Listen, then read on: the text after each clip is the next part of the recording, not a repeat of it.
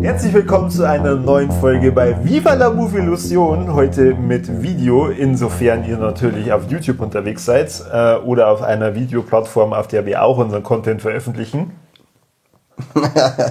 Er hat jetzt gerade sein Augenlid nach unten gezogen für die Leute, die nur auf Spotify hören. Und damit auch Servus vom Kani, der ist auch da, der jetzt gerade überrascht ist, dass das Video anscheinend wirklich veröffentlicht wird. Ich hab gedacht, das wird ein Test, aber dann soll es wohl so geschehen. Ja, genau. Ansonsten stellen wir das jetzt raus. Dann sage ich wie immer, ja, herzlich willkommen auch für unsere Steady-Hörer. Wir haben ja eigentlich mal vor ein paar Folgen gesagt, wir kündigen das immer von Anfang an. Also es gibt bei uns ein Content, den kann man nur dann sich anhören oder später vielleicht einmal anschauen, wenn man ein Steady-Abo hat. Deswegen, ihr Steady-Abonnenten, ihr seid die Besten. Wo gibt es? Es gibt da für gewisse Abo-Stufen gratis Merch. Einer unserer Hörer hat sogar zurückgeschrieben, als ich ihn gefragt habe, was er für eine Shirtgröße hat. Die anderen, die das Abo haben und nicht zurückgeschrieben haben, selber schuld. Jetzt hättest du ein Shirt umsonst gekriegt, aber gut, wenn es nicht wollt, die sind übrigens voll geil. Ja, ansonsten sehr exklusiver Content und exklusiven Content. Um das ging es ja auch ein bisschen in dem Film, in dem wir waren. Sehr exklusiv, ja. Ja, ich habe es in den letzten schon angekündigt. Wir waren zusammen, der Kani und ich, im Straubinger Kino. Was da passiert ist, hört sich die Lexo. Aber wir haben uns das Menü angeschaut. Und Kani, um was geht's denn in dem Menü? Um ein Menü. Ja, so lustig. Vom Ralf Vinet. Ralf Feins? Feins, ja. Ich habe keine Ahnung, wie man den ausspricht. Ich bin ein bisschen überrumpelt, dass wir mich jetzt aufnehmen, darum habe ich mich nicht vorbereiten können. Also das Einzige, was ich gemacht habe, war den Film anschauen. Ja, dann erklär mal so rein von dem, was du wieder mitgenommen hast aus dem Film, um was geht's denn? Um ein Menü, wie schon gesagt. Es geht darum, dass der ganze exklusiv, der Ralf Feins, ich nenne jetzt einfach Ralf Feins. Ob es stimmt oder nicht, weiß ich nicht. Ich habe in der Lex gesagt, ich darf den Finet nennen. Dann sag ich Feins und du Finet. Okay. Dann machen wir es so, passt. Also der Ralf Feins ist so ein exklusiver Luxuskoch. Wir sollten so einen Exklusivbutton rein da jetzt, wenn wir irgendwas nicht exklusiv sagen, dann muss man einen Schnaps trinken. Nein. Okay, lassen wir es. Auf alle Fälle, der ist so ein Luxuskoch und gestaltet halt dann so besondere Menüs. Und dann zahlst du ja, wenn du da Miet essen möchtest, dann zahlst du einen Haufen Geld, dass du da hinkommst. Das ist ähnlich wie beim Würster Schubeck, oder? Ja, da musst du halt jetzt mittlerweile im Knast sein. Ich wollte gerade sagen, da gibt es jetzt zur Gefängnisküche, aber gut, selbst eh nicht. Lang wird er nicht sitzen. Aber gut, du zahlst einen Haufen Kohle, dass du da hinkommst und da reißen sie halt alle drum, dass sie beim Ralf Feins einmal essen und dinieren dürfen. Unter anderem ein Haufen coole Leute dabei, wie der Nicolas Hult, nehmen wir Nicolas Hult, Anya Taylor-Joy, Weltklasse, John Leguizamo, habe ich nicht abgelesen. Die kennt man alle aus andere Filme. Und top vorbereitet. Ich habe schon gesagt, mein größtes Problem, dass wir jetzt das hier so filmen und eine reguläre Folge aufnehmen und nicht irgendeinen Scheiß der labern, ist, dass ich keine Wikipedia vor meiner Nase habe. Ja, das ist bitter, gell? Ja. Auf alle Fälle, vor allem der Nicolas Hult, der ist halt einer, der freut sich da schon voll drauf, dass er mitmachen darf. Und die Anja, die er dabei hat, wie hast du empfohlen, Margot, die ist durch Zufall mitgekommen, weil sie eigentlich das Date abgesagt hat. Und die fragt sich schon die ganze Zeit, was eigentlich das ganze Theater da soll. Und das ist ja eigentlich nichts, das ist eigentlich total lächerlich, das wisst ihr eh. So nein. Was? Es ist nicht lächerlich, es ist nämlich sau cool. Dieses, nein, aber sie sagt das, sie findet es halt. Sie findet es lächerlich. Genau, das aber war es nicht. ist trotzdem sau cool. Die fahren mit dem Schiff auf eine eigene Insel und da ist dann das Restaurant und da wohnen aber alle. Also die da kochen, im Restaurant alle kochen und da leben und das ist eigentlich, ich glaube, sämtliche Lebensmittel oder so, die verwerten, kennt man ja auch von der Insel. Ich glaube schon, dass das alles von der Insel war, ja, genau. Also das ist schon mal... Und der, müsst ihr euch so vorstellen, wie wenn der Mackie bei euch in der Gegend sämtliche Sachen, die verwerten, aus der Gegend da holen. Also das war zauberhaft, wenn es da weggeht, aber das tut er halt nicht. Kartoffeln. Nicht einmal da ist gewiss. Nein.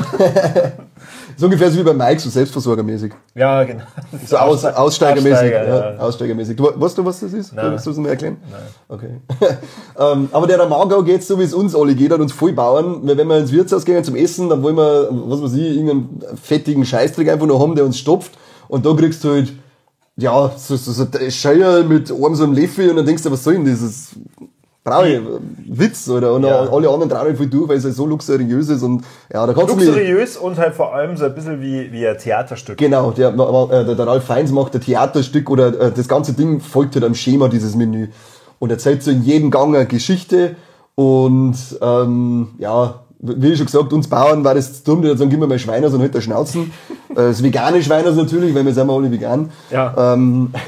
Auf alle Fälle stellt sich dann irgendwie so nach und nach, dann passiert irgendwas und dann stellt sich raus, okay, irgendwas ist da nicht so ganz koscher bei diesem Menü. Das ist ein wenig besonders, dieses Menü. Ich glaube, so ab Gang 3 ist es leicht abgedreht, wo sie dann auch die Gäste fragen, was soll das? Ja, ist das jetzt gerade hier aufgeführt oder was weiß ich, weil ab Gang 3 wird einer der Mitarbeiter auf einmal erschossen. Und ab hier haben wir jetzt einmal so leicht Spoilerwarnung rein.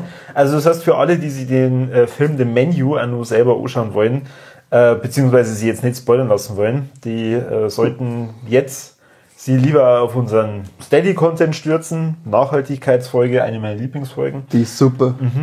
Ficklöcher. Und für die anderen geht es jetzt nämlich hier weiter mit, also Gang 4. Gang 4.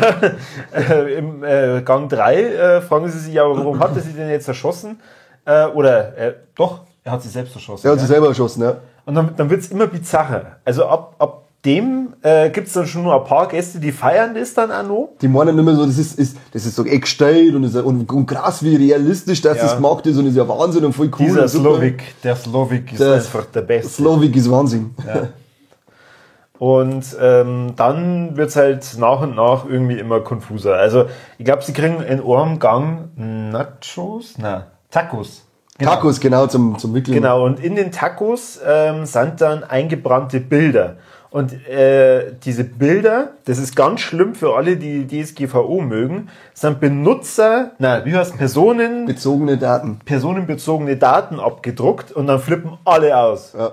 Alle. Bis auf der Tyler, also praktisch das Date von der Margot, also von der Anja Tyler Joy. Gott, echt, es tut mir an alle Schauspieler, die unseren Podcast hören und wo ich schon immer den Namen falsch ausgesprochen habe. Ja, ich meine die Daniel Brühl.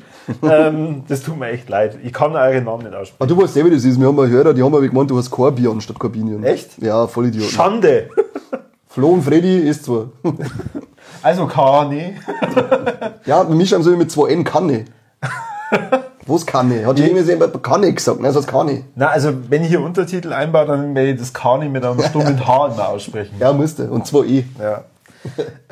Ja. Jedenfalls, der feiert das nach wie vor. Also ich finde es ja überhaupt nicht befremdlich, dass da irgendwelche persönlichen Dinge auf den Tacos abgedruckt sind. Nein, der futtert das immer nur in sich rein und der ist so ein Fan von dem Slowik, das ganz aus ist. Und ein Tisch ist zum Beispiel dabei mit lauter so Business-Arschlöchern. Ja, so richtige Vollidioten. Auf deren Tacos sind dann so, was war es, irgendwelche Auszüge von Geld, was sie halt veruntreut haben.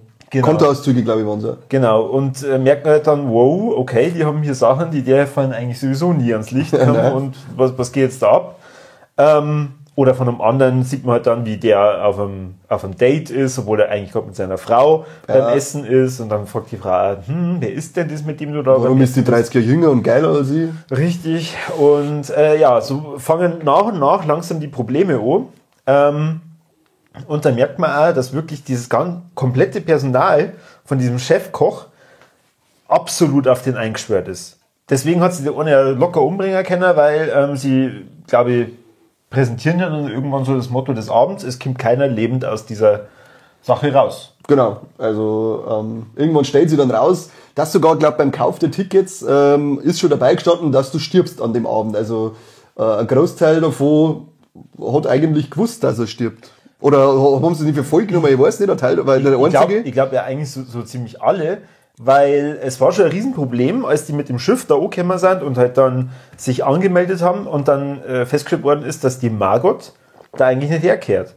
Und der Slowik, der denkt sich schon die ganze Zeit, ja fuck man, was macht die da eigentlich? Die gehört da nicht dazu. Wir mögen ja keine Fremden uns kosten. Genau, und immer wieder spricht er sie halt dann auch darauf an, weil sie ist so die Einzige, die alles nicht alles isst, was sie halt aufgetischt bekommt. Ja. Der zweite Gang war ja das brotlose Brotgericht. Ja, genau, das brotlose Brotgericht, was nur Tipps gegeben hat. Ja, also ich werde es wieder feiern. Ich hätte ja sofort alles verspeist. Ja, aber du weißt nicht, der Humor hat ja schon gesagt, wir sind ja Simpsons-Fan, esst nicht so viel Brot, darauf spekulieren die. Ja, aber auf jeden Fall, es nimmt auf einmal dann so eine Note, oh, du weißt ja nicht, wo es hinführt. Und mir ist die ganze Zeit so ein M. Night Shyamalan Vibe. Also das ist immer so vorgekommen, ja.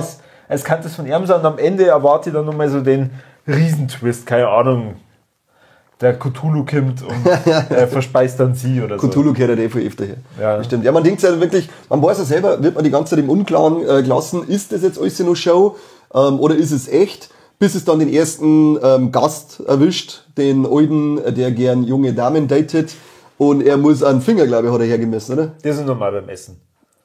Kehrt hat eigentlich eingeführt bei manchen Leuten, weil wenn ich mir die in einer Esskultur anschaue und in eine Tischmanieren, dann denke ich mir so, das nicht schon, wenn man dir jetzt mal einen kleinen Finger abhackt. Aber also wenn jetzt ich persönlich mich anstrengen würde, mit einem kompletten Team ein Mehrgänge-Menü vorbereitet und dann verpisst sie einer, war ja wütend. Ich wollte gerade sagen, das Mindeste ist ein Finger.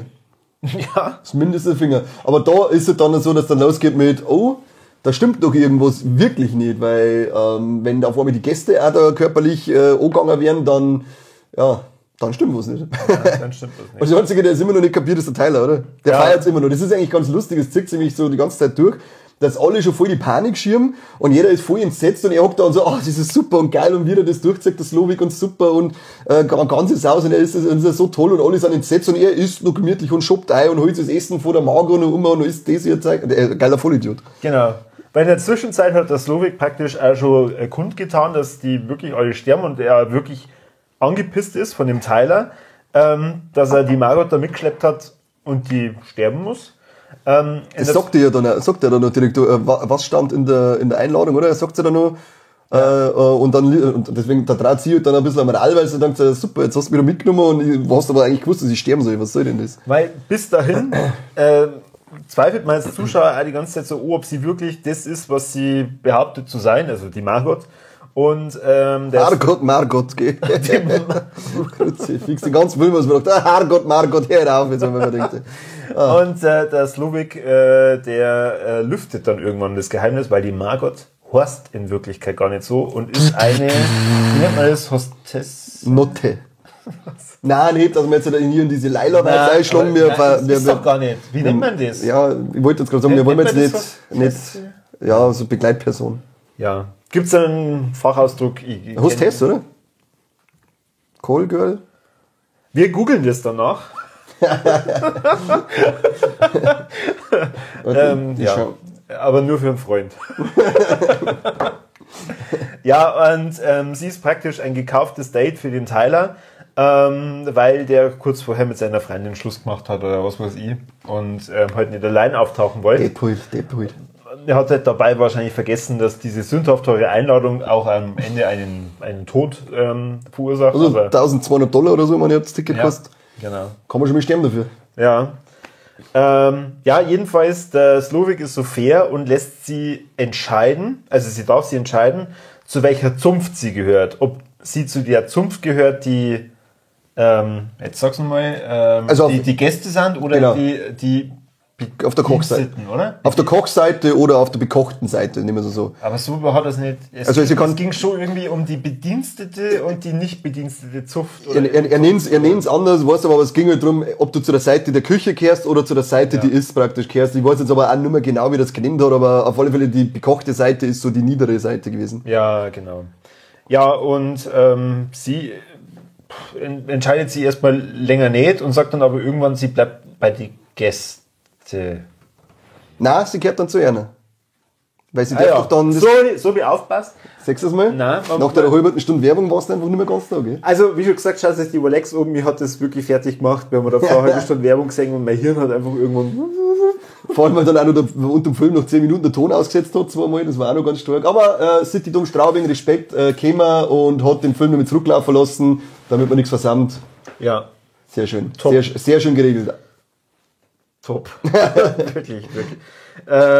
Ja.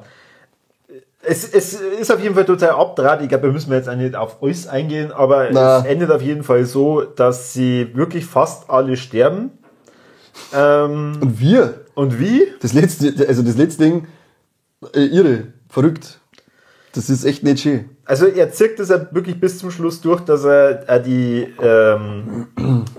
Gäste so ein bisschen in dieses Menü mit einbezieht. Zum Beispiel sehr amüsant habe ich gefunden, wie der Tyler stirbt, weil der Tyler ist ein Fanboy ohne Ende vom Slowik. Und der kann jetzt auf den X sagt, der isst halt dann weiter, alle anderen schieben schon Panik und er, boah, es ist so geil, und noch heult dann dabei noch. Ja, genau, stimmt. Und dann irgendwann kommt der Slowik und sagt so, hey, du kennst doch auch mit Essen aus. Und sagt, ja, er kennt alles, die ganzen Gewürze. Und so, dann kommst du jetzt mit in die Küche und kochst mit uns auf. Und der hat sich gedacht, er ist im Himmel. Ja. Und dann muss er... Lauchzwiebeln. Ja, genau. Schalotten. Lamm. Also er darf praktisch wirklich selber das Gericht bestimmen, darf er bestimmen, was er für Zutaten halt dann holt und kocht aber dann auch. Und nicht nur der Slowik schaut zu, nein, die komplette Belegschaft. Und ich rede jetzt nicht hier von einem oder zwei Köchen, nein, es sind 20. Ja, also... Ja, 20 Köche schauen ihm zu und er verhunzt es halt vollkommen. Es ist echt, also er sagt so, wie ich es gerade gesagt habe, ich glaube, Lauchzwiebeln waren dabei, Schalotten, ein Lamm, Butter und dann schneidet er die Sachen in so 3 cm dicke Ding einfach her und schmeißt einfach eine und das ist einfach nur Scheiße. Also das ist einfach nur, der Ralf Feind sagt es dann irgendwie so geil, das ist eine ganz ausgesprochen verrückte Art von Scheißdreck. Oder also er reibt es halt dann so richtig geil unter den Nosen, was das eigentlich für ein Bullshit sei soll, was eigentlich für eine Schande für die Köche ist. Und auf das hin bringt er sie einfach um. Soll er sie aufhängen. Genau. Sagt man aber zuerst nicht.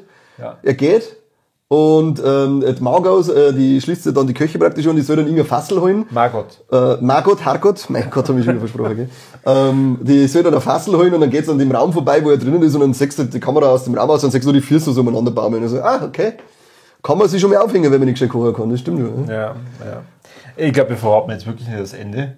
Nicht? Man kann da... Wir haben ja schon Spoilerwarnung rausgehört. Ja, aber trotzdem, ich glaube, man muss jetzt nicht alles verraten und ihr könnt dann immer nur Lust drauf haben, euch den Film anzuschauen, weil, sagen wir mal so, ich bin jetzt seit gut wieder einem halben Jahr Vegetarier, aber trotzdem habe ich am Ende von dem Film voll Bock auf einen Cheeseburger gehabt. Volle Socke, das war, also, ich bin so 95% vegetarisch unterwegs, aber da... Warum?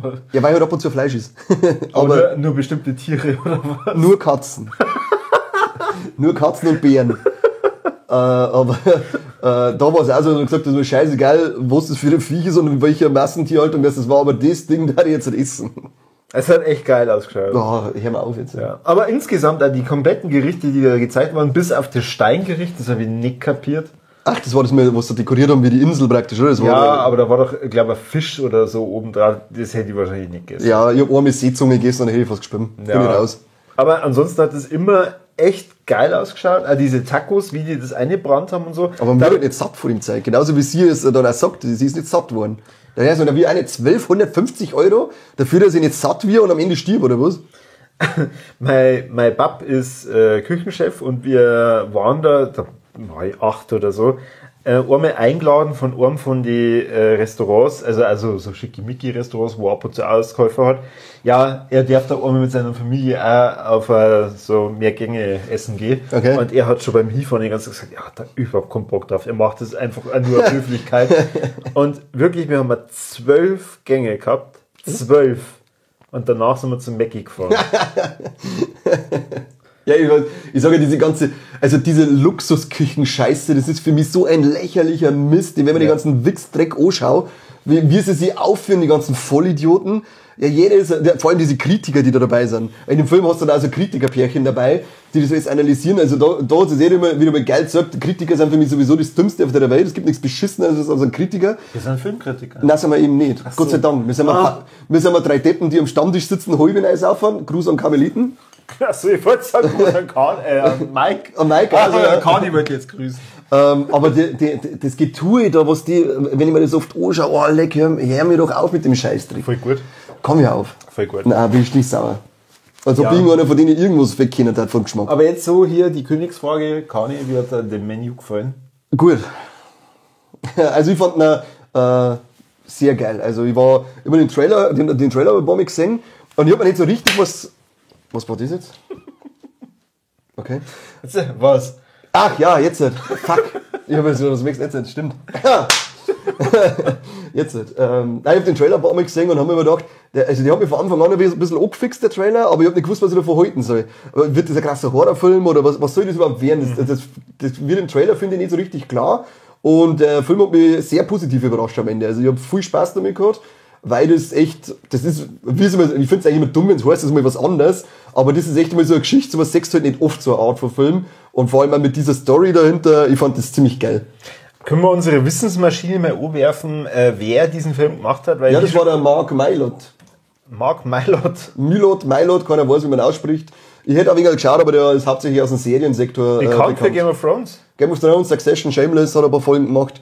Ja. Sieht man da auch, welche Folgen der bei Game of Thrones gemacht hat? 6 Folgen hat er gemacht. Wow, danke für die Info. Ja. Oh, der hohe Spatz. Aha. Sons of the Harpy. Aha. Okay. Klick mal auf 6. Warum kann man denn jetzt scrollen? Klick mal auf Staffel 6, mein Gott. Schreib mich nicht so jetzt. Broken Man, No One ist auch gut, okay. Oh! Na, warte mal. Staffel 7. Was ist die letzte Staffel? 8, oder? Das war die 8, ja. Achso, na dann. Keine Ahnung. Komm ja auf. Queen's Justice war das nicht da, wo es die ganze Bude sprengt? Schaut nicht so aus. Nein, schaut nicht so aus. Ja, jedenfalls Game of Thrones echt eine tolle Serie. Super Serie, müsst ihr euch anschauen. Game of Thrones, super.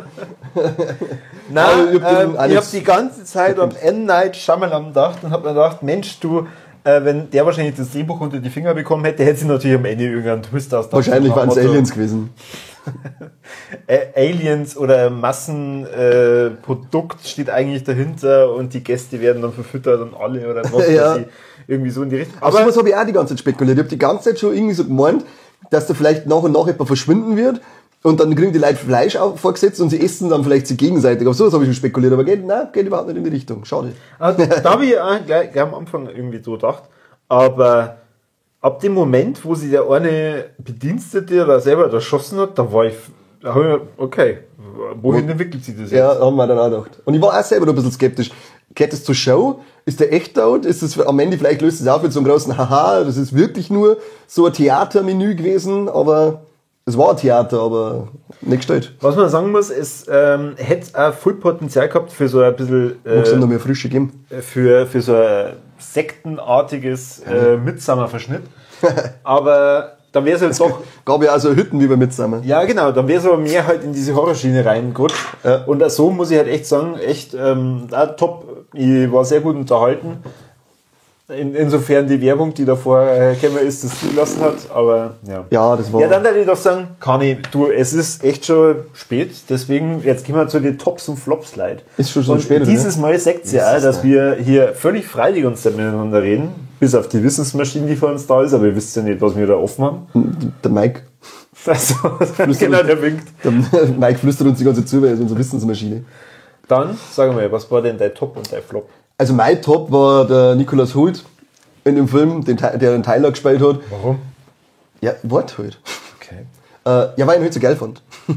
Weil ich fand in seiner Rolle einfach so geil, das völlig überzogene Dargestellte von ihm, wie geil, dass er das Essen findet und wie besonders das ist und was er da alles eine interpretiert und wie unglaublich, also ich fand das einfach geil, das musst du sehen, weil das einfach, ja, ich fand den super, der hat mir die ganzen Filme, hat mir das so amüsiert, dieser Trottel, vor allem wenn du halt das drumherum, was alles hier passiert, anschaust und er sitzt immer nur da, alle sind voll entsetzt und er schobt ein, ich darf es genauso machen, einfach einschoppen, wenn es nichts kostet. Gut, er hat 1200 Euro, gerade dann der richtig eingeschoben, hey, grüezi fix. 1200 Euro, da ist und du darfst nur 3 Teller bringen. Und der Flop? Mein Flop ist in dem Fall echt wieder mal schwierig, aber ich kann mich nicht festlegen. Keine Ahnung, also ich finde zwar also ich nenne jetzt einfach mal als Flop, auch wenn ich es nicht wirklich als Flop empfinde, aber ich finde das Ende, wie sie, das mit dem Cheeseburger, was wir vorher schon gesagt haben, ich finde das irgendwie voll geil, aber irgendwie auch voll dämlich. Das kann ich nicht richtig zuordnen, was ich davon halten soll. Also das ist für mich so Top-Flop irgendwie. Es war ein bisschen random, ja. So nach dem Motto, okay, irgendwie muss ich überleben. Es ergibt ja Sinn, mit dem, was sie das Beutel gesehen hat vor ihm und so weiter, es ergibt voll Sinn. Also es ist absolut logisch, finde ich. Aber, und ich finde es ja irgendwie geil, aber irgendwie finde ich es ja dämlich. Also darum muss ich es jetzt einfach als Flop hernehmen, auch wenn ich es irgendwo geil finde. Also es ist ein Top-Flop. Flop. Flop. Ein Propfen, wie ein Blutpropfen. Okay. Was sind denn deine Tops und Flops? Also, mein Top ist die Margot, also die Anya Taylor-Joy. Weil, ich hab's auch in der Bolek schon gesagt, jedes Mal, wenn ich wieder einen neuen Film mit ihr sehe, dann bin ich immer mehr begeistert von ihr. Ich mag die auch ganz gerne. Wie hieß der eine Film von dem Cornetto-Typen? Der One Night in Soho. Ja, top. Weltklasse, Also, ganz stark, ja. Da glänzt ja wirklich extrem. Und die war doch bei dem Shyamalan-Film dabei, dem Vorgänger von Glass, Split. Split, ja. Und in Glass hat es auch mitgespielt. Stimmt, da war es auch noch direkt, genau. Ja, genau. Also wirklich eine wirklich hübsche Frau, aber schauspielerisch Top-Talent. Und ich finde, die hat sogar den Film noch mehr getragen wie der Ralph Fiennes oder Ralph Fiennes. Du sagst Fiennes, haben wir gesagt, gell? Fiennes. Und mein Flop ist wirklich dieses verhunzte Horrorpotenzial. Also das hätte ich mir mehr gewünscht. Ich hätte mir ein bisschen mehr so dieses Horrorfeeling gewünscht, weil ich man denkt, okay, ab wie vielen Jahren wird der Film sein? 12 wahrscheinlich. Ich glaube 16 hat der. 16? Hat der 16er? Ja, dann hätte man den trotzdem noch mal ein bisschen krasser machen können. Ja, ein bisschen mehr Splatter. Er hat keine Horroratmosphäre. Er hat zwar die ganze Zeit so dumpfe Atmosphäre, man fühlt sich ein bisschen unwohl, findet sie, aber sie sind nie so beklemmend oder nie richtig gruselig oder sonst irgendwas. Also er hat einfach nur so Unwohlsein, findet die ganze, weil es so komisch ist, weil du nicht weißt, was das soll. Ja, unwohl. Also ich habe mich jetzt während dem Film zu keinem Zeitpunkt irgendwie selber schlecht gefühlt oder so oder war ängstlich oder was weiß ich. Nein, das nicht. Ich habe schon die ganze Zeit gedacht, okay, auf was geht's jetzt hinaus? Also das wollte ich dann auf jeden Fall ja wissen. Ja, das fragst du ja den ganzen Film. Also da nimmt er die, finde ich, auf alle Fälle mit, weil du die ganze Zeit wissen möchtest, was soll denn das eigentlich? Worauf wird es hinaus? Ja. Aber ja, er hat es halt nicht ganz geschafft, dass ich jetzt sage, boah, echt herausragender Thriller oder herausragender Mystery-Film oder was weiß ich. Er ist cool, aber es ist, ja... Es steht ja bald die Top 10 an, Letterboxd mit mir, mit Mike und ich bin mal noch nicht so ganz schlüssig. Du jetzt von Haus aus schon raus, oder wie? Ja. Also, du hast ja schon gesagt, das machst du nicht. Ja, stimmt, auch wieder, was ein Scheiß ist. Ja, schau. Die machen die Flops, okay? Yeah! Geiler Stunde Schimpfe. Und ich bin mir noch nicht ganz sicher, ob er da reinkehrt. Ich muss aber auch sagen, ich persönlich habe dieses Jahr sehr wenig Filme gesehen. Ich finde, das Jahr hat echt stark gestartet. Und ich muss mir jetzt dann auch wieder ein bisschen schlau machen im Dezember, was halt so andere sagen, was so die besten Filme in den Jahr waren. Damit ich weiß, was mir gefallen hat. Genau, aber der Menu, ja, ich kann mich nicht so ganz entscheiden. Aber ich muss echt sagen, die Frau Taylor-Joy hat wieder es geschafft, ein weiteres Steinchen in mein Herz, in das Brett, wo ihr Name draufsteht, in mein Herz mit reinzudrücken. Oh, das ist schön. So, schau, hier. Ja, also zu zweit. Taylor-Joy. Mein Gott. Ja, und wo wir gerade schon bei dem perfekten Übergang zu dem Niveau sind, wo wir ja gerade hin wollen, ist der Triple Threat. Triple Threat. Gibt's in dem Film Titten? Nein. Nicht? No. Mensch, und wie schaut das mit Trompeten? Auch nicht. Die eine Szene, wo die eine Köchin erklärt, so, der eine will mit dir bumsen oder was weiß ich. Mhm. Und dann macht sie doch was. Hast du da auch kurz so gedacht, Alter, hat sie gerade echt in sein bestes Stück gestochen? Aha. Ja, habe ich auch gemeint, aber es war nur der Fuß, oder? Ja. Es war leider nur der Fuß. Ja, da wieder. Verschenktes Potenzial. Der Film weiß nicht so recht, wo er hin möchte. Und haben wir tote Tiere gesehen? Wenn man es jetzt in gekochter Form... Ja, aber die Räucherhütte und so. Ja, dann hätte ich gesagt, ein halbes Tee für die toten Tiere. Also egal, glaube ich schon, sind sehr viele Delfine und Pinguine. Als linksquer versiffter Veganer wärst du auf alle Fälle entsetzt sein, was du da sagst. Eigentlich nicht okay. Nicht okay. Ich habe mir auch gleich am Anfang gedacht, bei der Insel, wo wird die wohl sein? Gibt es das Haus da tatsächlich? Und wenn man das Haus da baut, mit so einer saugeilen Küche und so, warum springt man das in die Luft? Ja, jetzt hast du das Ende durchgespoilert. Also, okay, damit wir dann nochmal drauf eingehen, das Ende. Nein, ist natürlich nicht passiert. Nein, der Cheeseburger war keine Bombe. No. Der springst da ein Jahr nicht am Kopf weg, weil es aus Versehen... Oh, Entschuldigung. Ich halte schon meinen scheiß Schnauzer. Ja gut, somit wären wir am Ende von dem Menü, also unserer Folge dazu. Schaut es euch selber an, sagt uns, was ihr da von heute. Wenn ihr länger als eine halbe Stunde Werbung im Kino habt, dann geht's viel und hauen da mal keinen, weil wir mögen keine Gewalt nicht, aber es geht viel und droht's mit Schläge. Sagt's, ich tat jetzt, wenn ich darf. Zuschlagen. Der Korbi hat zugeschlagen, Ich, ja, aber nur an Kani. Aber nur mich halt, das hat mich wieder genervt. Ich hab mich an der Heimat gefühlt, als ich Kind war, von meinem angeschlagen worden bin. Na, wir wünschen uns natürlich tolle Kommentare, was ihr von Viva la Movilusion haltet, was ihr von dem Menü haltet. Fragt euch ja bitte mal, warum ist der Mike nie in so einem Format dabei, wo man so hübsche Menschen hier, ich kann ihn sogar anfassen, warum man den nicht einmal in so einem Format sieht. Weil er hässlich ist und sie nicht sagen mich. Ach so, also gut, der Mike denkt wieder mal mit, wir nicht. Gerade an seine Instagram-Follower denkt er nie, weil er sagt, dass er hässliche Fratze ist, ständig auf Beitel. Stimmt. Ja, und was habe ich sonst noch vergessen, was wir da machen? Ja, sie sollen natürlich Steady-Abo, haben wir am Anfang schon gesagt. Ansonsten liken, teilen, kommentieren, das wisst ihr, wie es läuft. Ja. Wir freuen uns drauf und wenn wir genug Leute haben, dann gibt es vielleicht irgendwann einmal ein Menü von uns für euch gezaubert. Für einen erlesenen Kreis an Steady-Abonnenten. Da haben wir unser drittes Abo einnehmen, wir kochen mal einmal im Jahr für euch. Aber vielleicht geht das genauso aus wie das Menü, das verraten wir natürlich nicht. Aber die Karten kosten auf alle Fälle auch 1250 €. Ganz im Ernst, ich glaube, dass da, also jetzt bis auf den Preis am Ende, aber da hat es genügend Hörer gegeben, die sofort sagen daten, ja. Ja, sicherlich. Was ich schon Angebote gekriegt habe, was die mit meinem Tor hatten, die Hörer. Ich schreibe mir nicht zurück, was ich mit einer dort hat, weil das ist nämlich gegen mich verwendet. So, und somit sagen wir mir mal wieder vielen Dank fürs Zuhören und bis zum nächsten Mal beim besten Podcast der Welt. Nicht von der Speisekarte? Und von der Speisekarte und der Insel, wo wir beide wahrscheinlich den Namen wissen. Nein, tschüss, Karmeliten. Schaut sich auf Karmeliten. Adieu.